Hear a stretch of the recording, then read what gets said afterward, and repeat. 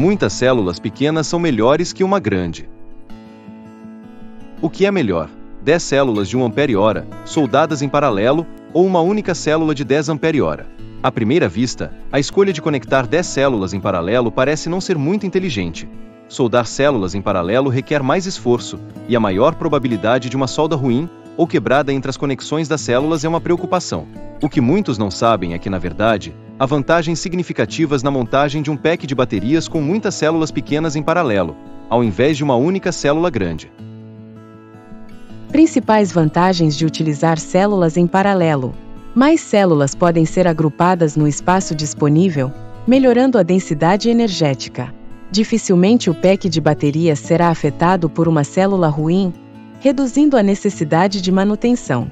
A temperatura será mais distribuída e o calor é dissipado com maior facilidade, melhorando a confiabilidade da bateria. Utilização do espaço.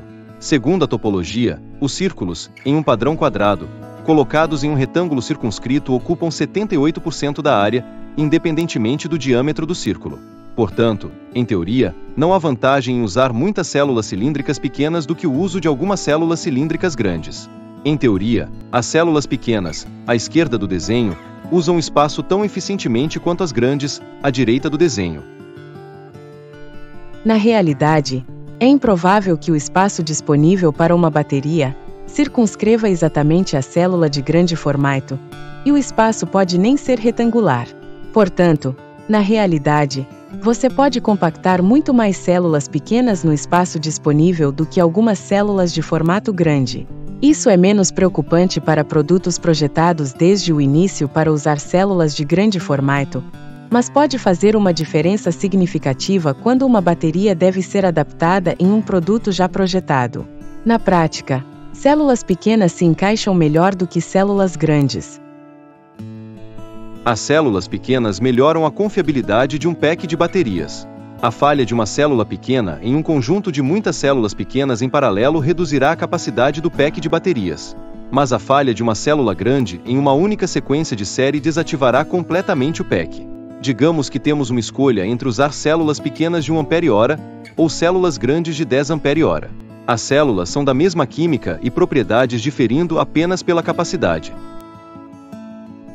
Digamos também que, ao longo de um mês, células de qualquer tamanho têm 1% de probabilidade de perda repentina de capacidade, seja por falha interna da célula ou por falha de fiação externa. Compare o efeito disso em 2 packs de baterias com 10 células em série. Um pack usa 10 células pequenas em paralelo, o outro pack usa uma única sequência de células grandes.